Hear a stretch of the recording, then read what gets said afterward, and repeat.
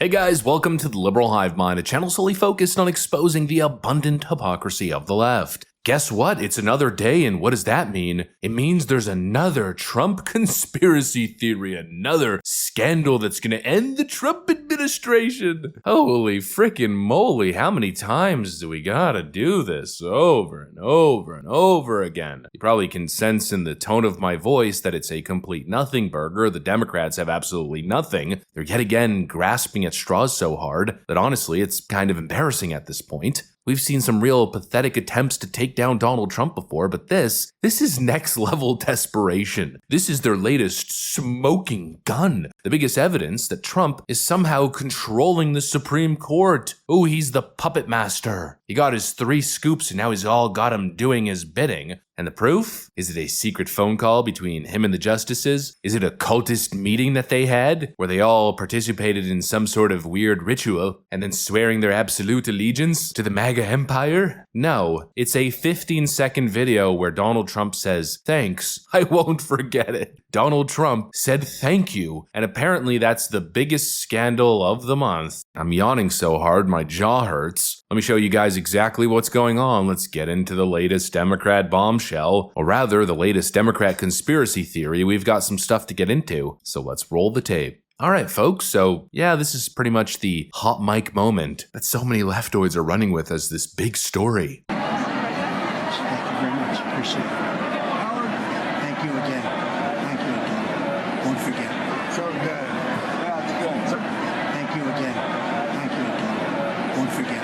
So good. Yeah, it's good. That's it. That's the entire evidence. And the left is now losing its collective mind, as if Donald Trump just got caught handing John Roberts a briefcase full of cash. Give me a frickin' break. He could have been thanking him for literally anything. A recent ruling? A fruit basket? But no, according to the NPC hive mind, this is actual proof of a massive conspiracy where Trump is some sort of backroom deal to control the Supreme Court. Absolutely shameless. It's a complete nothing burger. The left is always engaging in these insane, sensationalist attacks. They literally cannot function without conjuring up some sort of insane narrative to make Donald Trump look like some sort of evil mastermind, which is kind of funny, because every 2 seconds they seem to be suggesting that he's dumb. Well, which one is it? Is he an evil mastermind who's pulling all the strings from behind the scenes? Or is he just a big old, dumb, goofy doofus? I mean, which one is it? Because obviously you can't have it both ways. If Donald Trump breathes, it's a threat to democracy. If he waves, it's a secret dog whistle salute to the white supremes. And now if he says thank you, it's proof of a corrupt Supreme Court. They can't react to anything normally anymore. Their brains have been totally warped by Trump derangement syndrome. It always has to be a conspiracy, always has to be a scandal. Or if they can't find anything, if there's nothing going on, then I don't know, just frickin' invent something. Just conjure up the latest scandal. Oh, it's a slow news day, isn't it? Oh, well, we're now getting reports that Elon Musk and Marco Rubio are feuding. Chaos in the Trump administration. That's the latest one they just pulled out of their frickin' behinds, which got totally smacked down by Donald Trump. Clashes eventually between Secretary Rubio and Secretary. No clash. I was there. You're just a troublemaker. And you're not supposed to be asking that question because we're talking about the World Cup. Elon gets along great with Marco, and they're both doing a fantastic job. There is no clash. Mr. President, bottom line. Who are you with? Who are you with? NBC. Oh, no wonder. That's enough. NBC. It's literally non-stop with this stuff. It never frickin' ends. It's literally on a daily basis. That was today's conspiracy. Then yesterday was this hot mic moment. And then the day prior was trying to take Donald Trump down because he brought up the whole transgender mice experiment thing in his State of the Union address, or in his first address to Congress. He called out the fact that government was wasting taxpayer dollars on insane studies, like experiments to transition mice. And right on cue, CNN jumped in with their fake news fact check, claiming Donald Trump misread the word transgenic as transgender, and that the research was actually legitimate. We don't really need the transgender mice, do we? I mean, that's not even real. It is real. I'm sorry, man. It's real. No, listen. Is it real or not? Hey, hold on a second. Did we have to say it was real or not? No, hold on. It's real. I mean, Musk was a sheep. How about the It's a real thing. No, so look, my point is, listen. What they weren't talking about trans. don't defend the mice. No. Listen, You don't want to talk about it? We don't talk about it. But there were it wasn't transgender. It was a different term that was misinterpreted as transgender. They were actually doing basic medical experiments on mice to figure out. Don't spoil a good troll. Van Jones came in with the fact check, and what he means by fact check was he watched a TikTok video that went viral. This one. 8 million to make mice transgender. Is this real life? And you were allowed to vote. Is this real life? Now, this woman's talking about something in particular about transgender mice, but where did she get that from? $8 million for making mice transgender.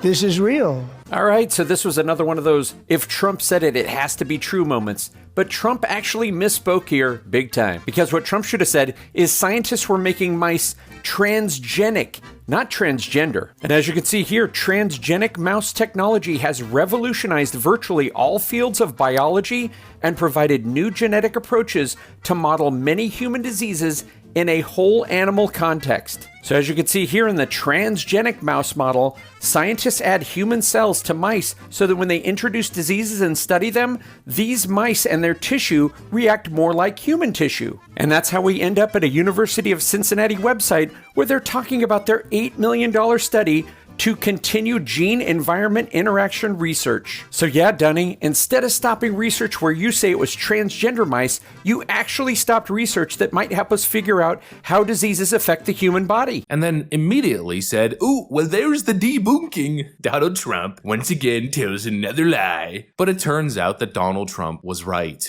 And now, CNN had to quietly edit their fact check in another embarrassing moment of, let's just face it, journalistic malpractice. Fact-checking Trump's address to Congress. Doge and transgender mice. Trump falsely claimed the Department of Government Efficiency identified government spending of $8 million for making mice transgender. That was their initial fact check, then they updated it. An earlier version of this item incorrectly characterized as false Trump's claim about federal money being spent for making mice transgender. The article has been updated with the context about the spending, which was a research study on the potential human health impacts of treatments used in gender-affirming care. Ooh, so actually, it was true. Nancy Mace actually gave us a great breakdown. Late last year, the White Coat Waste Project exposed more than $10 million in taxpayer funds that were spent creating transgender mice, rats, and monkeys. The Biden-Harris administration spent $2.5 million taxpayer dollars, $2.5 million taxpayer dollars to study the fertility of transgender mice. Let that sink in. We spent over $2 million studying the fertility of transgender mice. $1.1 million was spent to find out if female rats receiving testosterone therapies to mimic transgender men were more likely to overdose on a party drug, commonly used in the LGBTQ community to induce drug-fueled what's called, quote, chemsex. I asked my staff what was chemsex and the chemical, and I guess it's something called GHB, which is a date rape drug, and also a drug that's used recreationally. So we spent over $1 million to find out if female rats receiving testosterone therapy were more likely to overdose on a date rape drug. Yeah, it turns out that that's exactly what they were doing. Funnily enough, it reminds me of the gay frogs thing, remember? Remember when Alex Jones broke a story about chemicals in the water supply that were supposedly turning the frogs gay? The entire leftist media mocked him, called him a conspiracy theorist, and had a field day making jokes about it. And then it turned out that Alex Jones was right, and scientists confirmed that hormones in the water were actually causing severe reproductive and hormonal changes in amphibians. And not a single one of those fact-checkers ever apologized, now did they? No, because again, all that matters is the political moment, the soundbite. Take the soundbite of Donald Trump saying something that seems unbelievable or crazy, and then just run with it and call him a complete nutcase. They did the same thing with the whole bleach thing during COVID, remember? Or when he was referring to a study that was trying to use lights to kill bacteria in your airways and in your lungs. They just made it seem as if he was crazy and he's going to get people killed. But he was referring to a study that was being conducted by a specific company. Now, did it end up coming to fruition? No. But still, there's always more context to these things, but they don't care about that context because the only context that matters to them is making Donald Trump look crazy and insane so they can advance their own political ambitions. But anyways, at the end of the day, this is all just cope. It's cope from a party that has lost everything. The Democrats lost the election, they lost the culture war, they lost the economic debate, they lost the Supreme Court, and now they're losing their damn minds. And all they have left is baseless conspiracy theories, bad faith arguments, and embarrassing political theater. They're not the opposition party anymore, at least not in my view. They're a hysterical cult desperately searching for any excuse to justify their TDS-fueled delusions. In other words, they're Blue Anon, and they prove it each and every single day with their behavior. Anyways, that's pretty much what I got for you guys on this one. Hopefully you enjoyed the video. If you did, make sure to leave a like and possibly subscribe. Thanks for watching, and I'll see you on the next one.